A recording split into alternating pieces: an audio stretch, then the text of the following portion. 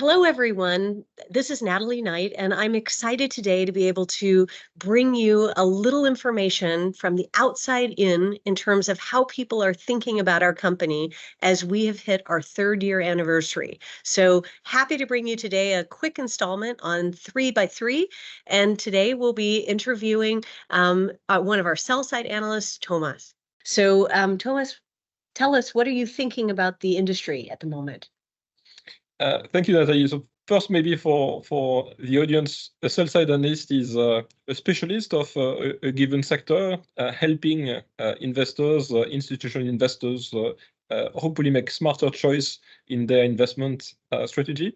So basically, a specialist of the industry and the companies participating and making financial forecasts, writing research reports, and helping them choose between the different stocks and the different industries to make the best possible choices. So right now, I think the automotive industry is undergoing substantial changes in terms of technologies, geographies, and it's a very, very complex topic with key elements taking place as well on the macro side, logistics side, geopolitics side. So a very interesting industry, but difficult for investors to invest in as often.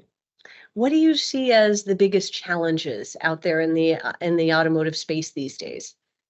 I think the two biggest challenges, in my view, are first electrification, which obviously has huge implication for an industry which was more than 100 years using the same type of powertrain. And second, the huge fragmentation that it drives with a lot of new players coming in and excess capacity is being built mostly in China, as for many other industries. So lots of worries coming from that and the potential higher degree of competition ahead. When we look at the last 12 months, we're really proud at Stellantis about having one of the best performing shares out there. What do you think it is that caught fire? Why are people so excited about our share right now? Well, I think Stellantis has a lot of specific advantages versus many other automakers. The geographic exposure is quite supportive, with limited exposure to China, where I think investors' fears concentrate. A very big share of earnings derived from North America and the third engine for the group that effectively give some protection to earnings going forward compared with a lot of other automakers that are more exposed to the competition I've mentioned earlier. I think the fact that the company has launched its first buyback last year confirmed a substantially higher level of cash returns this year also participate. And it's clear that the relative cost base of Stellantis is relative price positioning and strong management all contribute to that increased sentiment. It's clear as well that the relative awareness of Stellantis has improved over the last 12 months, which of course helps the stock as well. Lightning round, 1 or 2 word answers. If you were to describe Stellantis, what would be the one word you would use? It's 2 words: best competitor. Great. Okay, I'll definitely take that. That's a super one to hear.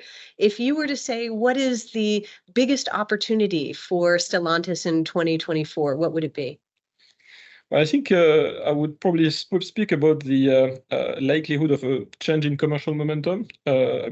Stellantis has lost some share in Europe and North America, essentially because some launches were postponed due to the wrap-up of new platforms, while in 24 you have a huge number of product launches, both on the BEV side, which will increase the credential of the company on that front, but also on the ICE side. So your commercial momentum should improve, which I think is one of the elements that some investors thought was missing in the equity story in 2022, 2023. I am excited that we have 18 new BEVs coming out in the next year. We're going to have 50% of our nameplates electrified. So this is exciting.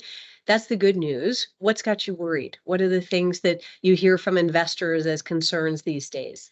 Well, I think the main concern from investors is that industry pricing has been super strong the last 3 years, specifically in 2021, 2022, on the shortage of semiconductors that drove industry pricing much higher in inflation.